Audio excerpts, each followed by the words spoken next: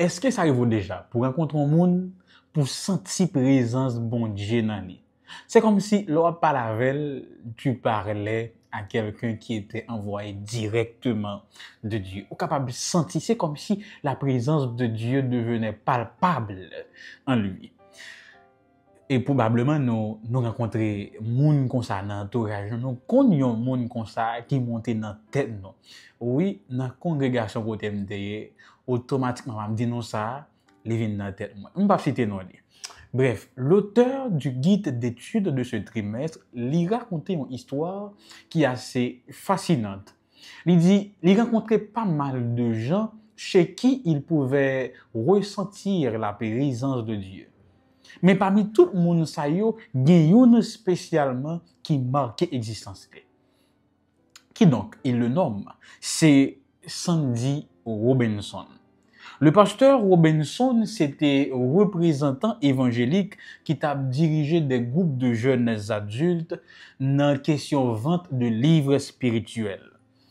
Lorsque il rencontrait le pasteur Robinson, à l'époque, il était représentant en marketing dans Message Magazine, c'est une revue adventiste, qui était là pour capable publier des documents, des livres pour les Afro-Américains. D'ailleurs, c'est ça qui est plus ancienne publication religieuse que nous gagnons. Il a ajouté que le pasteur Robinson s'était intéressé à lui. Ça qui était touché lui grandement. Et il racontait nous tout que il était fasciné lorsque le pasteur Robinson racontait ses histoires. Parce que il trouvait que le pasteur se trouvait souvent dans des situations improbables. Côté pas de échappatoire. Mais de façon miraculeuse, bon Dieu t'est toujours intervenir. Alors il nous dit, fasciné, intrigué par la vie de ce pasteur, le pasteur Robinson, un jour, le pasteur lui avait dit encore, il était demandé pasteur pour le partager quelque chose avec lui et ça t'est révélé lui transformateur. Il était le père de 7 enfants. Donc, pasteur Robinson t'a gagné 7 timons. Ils ont tout réussi et ils ont tout semblé fidèles à Dieu. Alors un jour, il lui posa la question, mais Monsieur Robinson, comment on fait pour élever une famille qui est si impressionnante?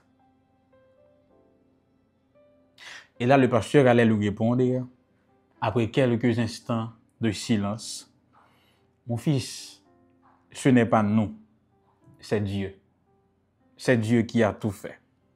Et il ajoute, nous avons un hôtel chez nous. C'est intéressant. Combien de parents qui t'apprêtent pour battre l'estomac, pour vanter de réalisation petite, de éducation petite, de prouesse que petite et de titre que petite occupé. Le pasteur, par sa réponse, il apprend à l'auteur du guide d'études qu'en réalité, il n'avait rien fait. Que Dieu avait tout fait. Mais que surtout, il ajouta, dans sa maison, il y avait un hôtel. Le pasteur Robinson continuait pour le dire, moi-même avec madame, moi, un espace dans le cahier là pour nous prier pour famille. Ainsi, le pasteur Robinson non seulement attribuait toutes les bénédictions de sa famille à Dieu, mais il était un espace même pour être capable de toujours parler, continuer, converser, intercéder. Il t'a entretenir son hôtel. Et chez l'auteur du guide d'études, il y a un déclic que je pense que nous tous capables de gagner à l'instant même. Il dit, quête, il y a quelque chose qui ne va pas dans ma vie spirituelle. C'est que mon hôtel est brisé. Quand on pile nous face à ces personnes, nous avons gagné probablement ou typiquement cette même réaction ou cette première idée qui nous vient à l'esprit, quête. Il me manque quelque chose.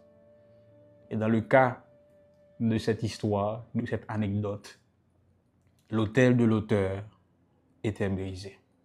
Et c'est à ce moment, il vient songer l'histoire d'Élie, qui t'a monté vers Mont Carmel pour capable restaurer l'hôtel.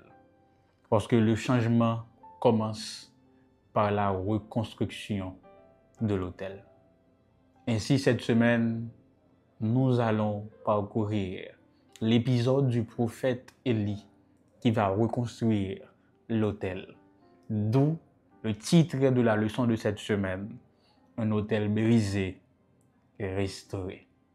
Rejoignez-nous pour nous capables d'étudier chaque jour pendant la semaine. Invitez un jeune, un ami, partager l'émission comme ça ensemble pour nous découvrir l'épisode Élia et dans qui ça garde nous en tant que jeunes du 21e siècle. Voici les premières tâches à accomplir. Écrivez 1 Roi 18, les versets 30 à 40, à partir de la version de votre choix. Vous pouvez également paraphraser. Et si vous êtes pressé, écrivez simplement 1 Roi 18, les versets 31 à 33. Prions. Seigneur, aide-nous à reconstruire notre autel et que cette émission fasse chemin dans la vie de ces jeunes qui écoutent ou regardent cette dernière. Amène ceux qui doivent écouter cette émission et qu'elle les transforme pour ta gloire au nom de Jésus. Amen.